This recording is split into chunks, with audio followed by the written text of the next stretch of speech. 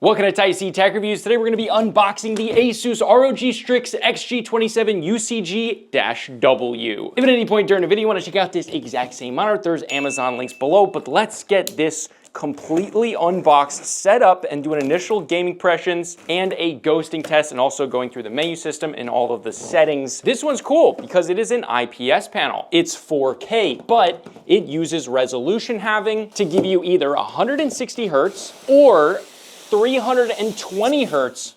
I did it upside down. We're gonna flip this around.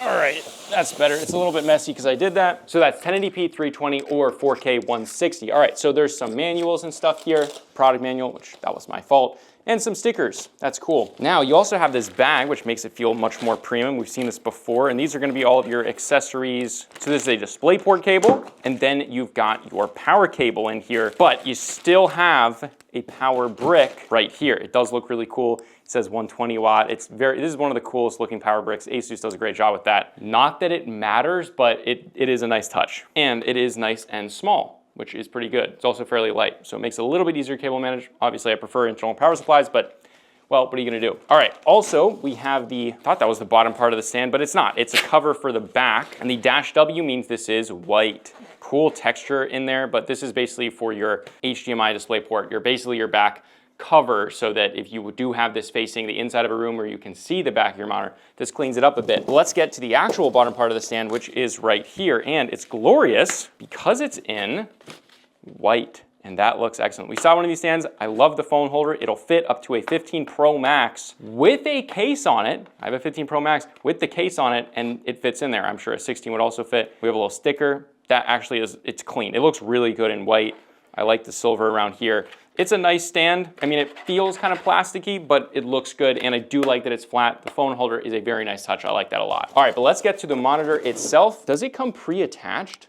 That is cool. I love it when they do that. All right, well, I guess she comes pre-attached. That is sweet. Now, the back of this monitor with this stand absolutely looks excellent in white, guys. Like the silver on the white, it looks so elegant. If you guys are getting this monitor, just decide that you're gonna do a white setup also. To do the stand, you obviously just line it up, put that in there, boop, and then screw it in with your thumbs. This is a high quality thumb screw. You just need your hands. Screw it in. Now let's take this out of the box. Guys, the back of the monitor looks so good. ROG typically is kind of like, I don't know, I think it looks tacky a lot of the times, but in white, this looks so amazing. And the silver right there, it looks so classy, and that's just not something that's typical of Asus in my opinion. All right, there we go. Oh my God, guys, that looks so good. I want to build a white setup just because of this monitor. There's a lot going on. Let's look at the front here. I think the sticker came off of what was supposed to be that logo. It's on the screen, but that is a very good looking monitor in white. But we're not done with the back. A few things. ROG looks really good though, but on top of here, you can actually mount stuff like a light, a camera. That's really cool if you're a streamer, content creator, or want to be in the future. That's actually a really cool thing to have if you want to do like gameplay setups, maybe face cam with gameplay setups, something like that. All right, as far as ports, really, only one HDMI, one DisplayPort, a Type-C, and a 3.5mm audio out. No USBs, no nothing. I guess you don't get a ton of ports. It is nice they have a Type-C though that's display capable. As for the stand, iPhone 15 Pro Max with a case on it, and boom, that looks awesome. It looks great.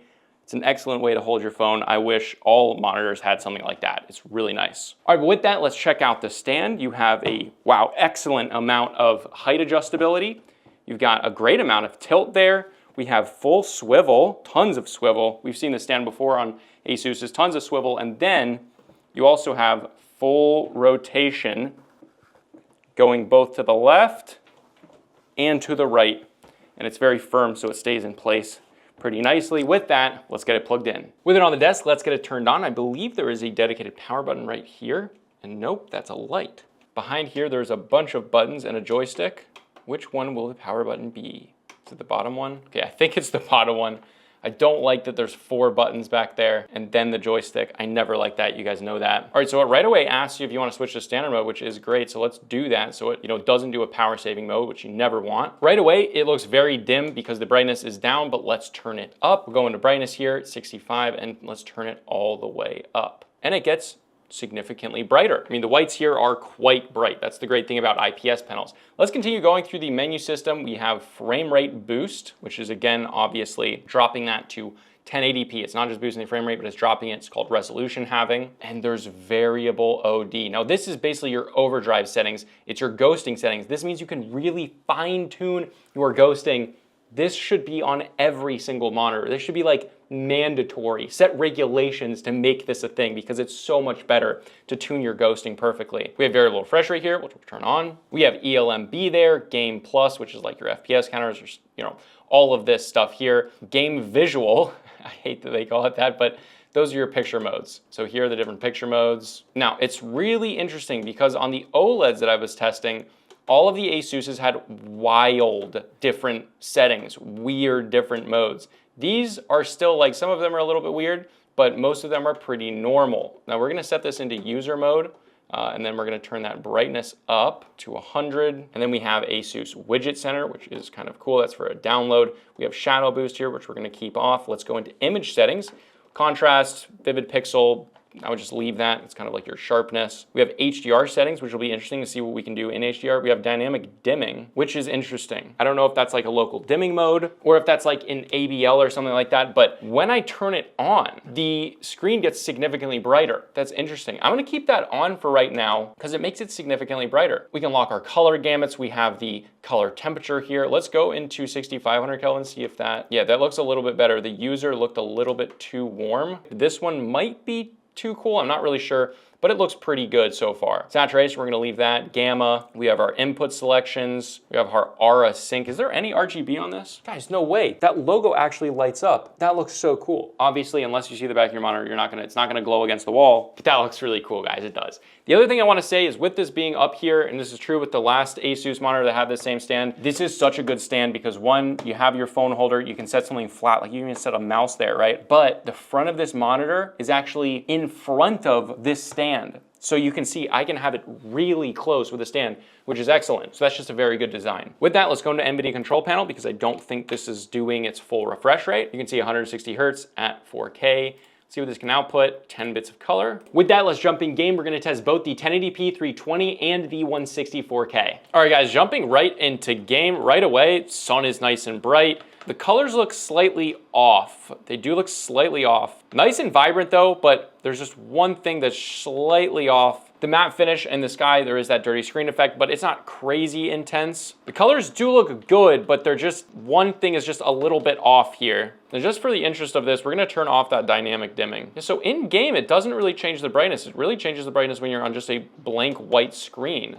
So I'm gonna keep that off. It does give like kind of like a fake HDR effect look to it, I think. Just initial impressions. Obviously having 4K is super, super nice. It's an IPS panel. I mean, it's exactly what you'd expect. It looks great, it's got really high brightness. Colors look pretty good. They can be tweaked just a little bit, but I'm sure we could actually do that without actually having a colorimeter. Let's go into the high refresh rate mode. That's the big party trick with this. And that is in frame rate boost. It's gonna drop it to 1080p, the resolution having double the refresh rate. Okay, and then you can see here, we go up to 320 Hertz, 1920 by 1080. And because we're going just for frames here, we're gonna drop the quality all the way down to minimum to get the absolute maximum frames. All right, but now here in 320 Hertz, that is literally the coolest thing to just switch that all of a sudden on the fly. Really, every monitor should have this if it's possible for them to implement it, but so much faster, so much easier to aim here and be accurate. Plus you have 4K when you want to game on a beautiful game.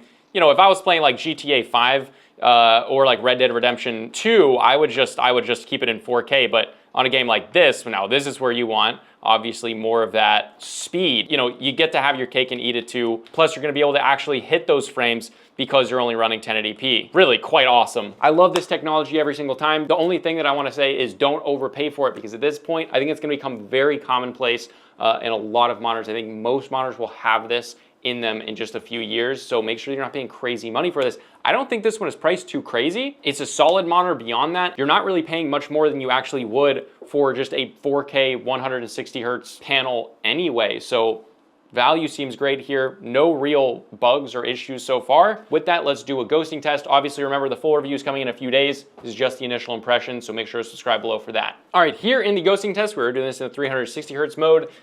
It is great. It's super, super low. I'll show you what I'm seeing right here. really, really good. It's exactly what you expect. Mix that with 360 hertz, it looks awesome. But then you get 4K. It's a really great blend. All of these are really great blends. Ghosting here is perfect. Let's double it. We can see here, even when doubling the speed, there's a little trail, but really it is pretty much as good as you're gonna get. But let's go to the variable OD and see if I can tune this. We're gonna set it back to the normal setting here. Keep putting it down until you don't see any overshoot. I honestly think they turned this pretty dang well. 11, I think, is pretty much the perfect. There might even be a tiny bit of overshoot there, but either a 10 or 11, I think there's a tiny bit of overshoot on 11. But really, 10 or 11, they tuned it really well right there in the middle. You're gonna be good with that. So far, I really like this monitor. I absolutely love the color. The stand is great. It does feel cheap, but having the ability to go from a solid IPS panel, really good brightness. I'm gonna figure out what that dimming control thing is, because on whites, it vastly increases brightness. Then in game, when there's colors, doesn't really seem to do as much, which kind of makes sense. But overall, I really, really like this. Again, if you want to check it out, Amazon links below. There will be a full review coming out in a few days, so make sure to subscribe below for that. But this was Type C Tech Reviews, and I'll see you guys in the next video.